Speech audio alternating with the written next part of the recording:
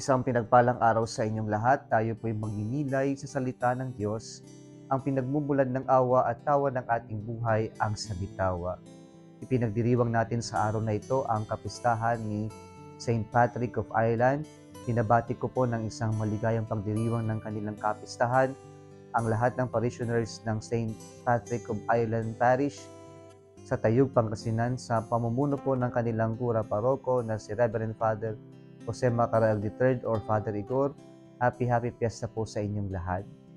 Mga kapatid, sa buhay natin o karanasan natin, mas madali natin mapuna ang pagkakamali ng ibang tao kaysa sa yung makita natin yung ating sariling kapunahan, sariling pagkakamali.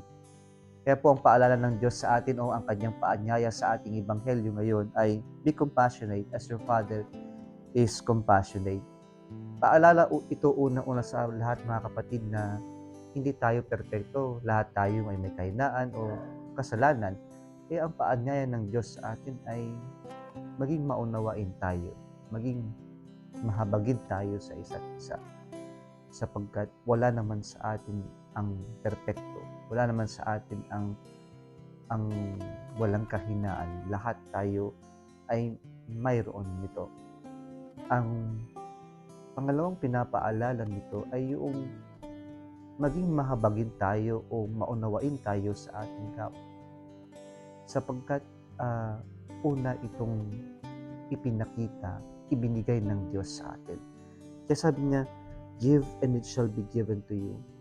Hindi lamang ito yung pagbibigay ng donasyon o ng material na bagay sa ibang tao.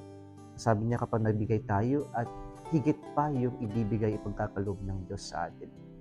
Pinapaalala sa atin ito ng mga salita ng Panginoon na tayo ay unang binigyan ng Diyos, kaya meron tayong kakayanang magbigay. At ano ito? Yung pagpapatawad sa ating kapwa-tao, yung pang-unawa sa ating kapwa-tao, yung habag natin sa ating kapwa-tao. Mahirap ang mga ito, pero dahil tayo ang unang tumanggap, nabigyan tayo ng kakayanan, ng pagkakataon din na ibahagi kung ano man ang natanggap natin sa ating kapwa-tao. Mga kapatid, tayo'y makakapagpatawad, tayo'y magiging mahabagin sa ating kapwa-tao sapagkat una tayong kinahabagaan ng Diyos, una tayong pinatawad ng Diyos.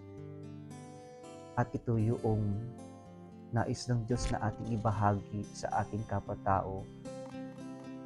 At sa gayon, sobra-sobra higit pa ang kanyang ipagkakaloob sa atin.